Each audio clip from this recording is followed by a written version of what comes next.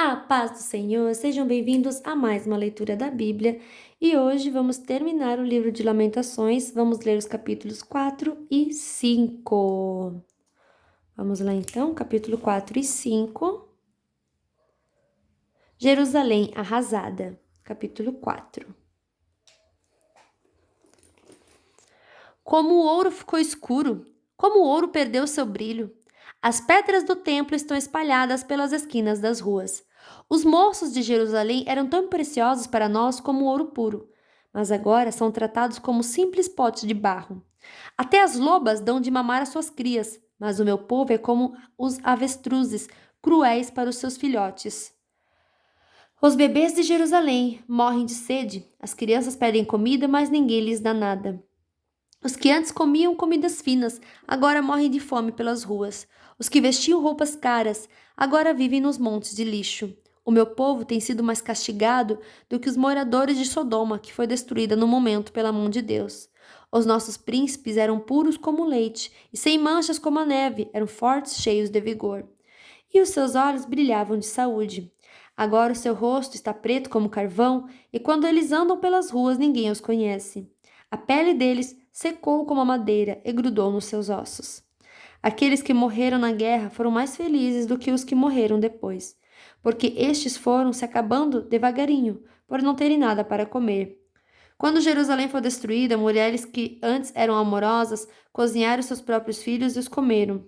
O Senhor Deus descarregou seu furor, derramou o ardor da sua ira. Ele pôs fogo em Jerusalém e a arrasou até o chão. Ninguém neste mundo, nem mesmo os reis, acreditava que algum inimigo conseguisse entrar pelos portões de Jerusalém.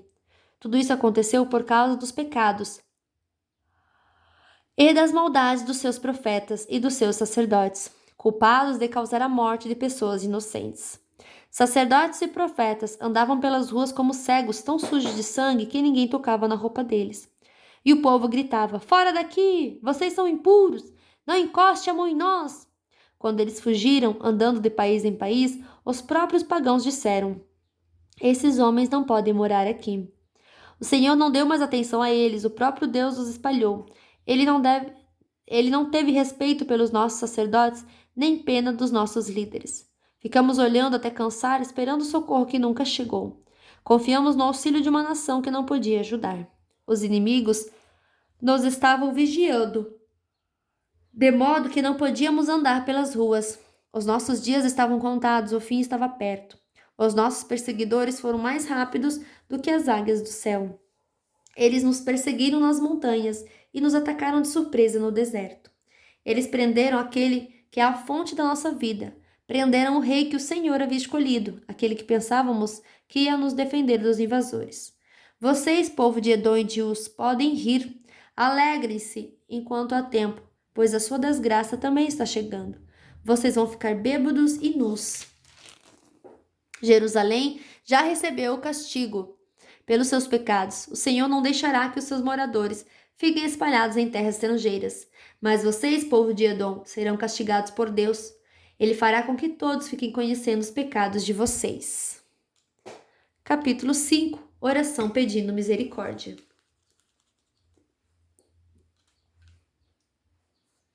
Ó Senhor Deus, lembra do que nos aconteceu, olha para nós e vê a nossa desgraça.